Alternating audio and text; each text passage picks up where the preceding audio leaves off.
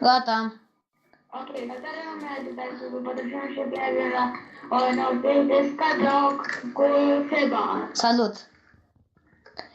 Hei lume, eu sunt Seba și tocmai ne regăsim la o serie cu Alex 141 AK Preskill. Bă, lasă-mă pe mine să sparg copacul. Ai bă, ce lag am acum de la Bandicam? Ce lag am de la Bandicam? Știu că da, nu știu de să te unul. Uitați-mi skin-ul, mă, ce lan șmecher am.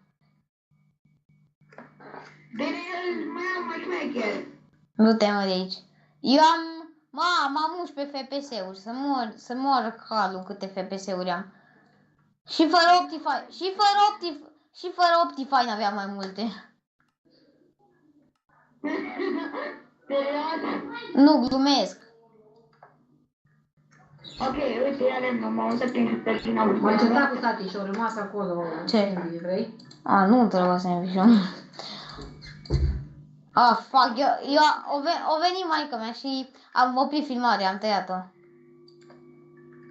Stai să fac niște șmecherii. Eu cum filmez? Bun, stai să le zic că filmez și să mă lase Dumnezeu în pace. Stai să șterg filmările. Ce, la mine se aude până camera. Dar cred că cum de cam tare la Minecraft. O vin imediat. Stai că o să ies de pe Minecraft-ul. Am ieșit de pe Minecraft un pic. Ce? Trebuie să fac ceva pe aici. Să șterg niște filmări. Bine, grăbește-te. Hei, eu sunt Seba și tocmai ne regăsim la o serie.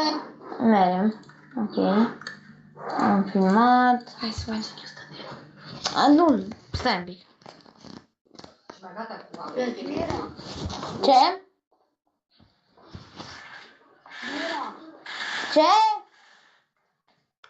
cine era? Mamă sa!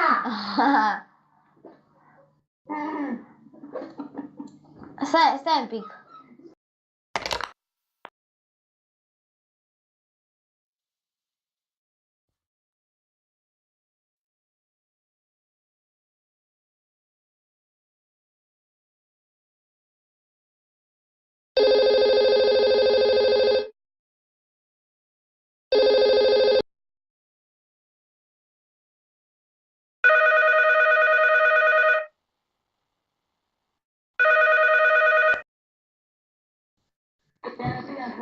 Stai 5 minute.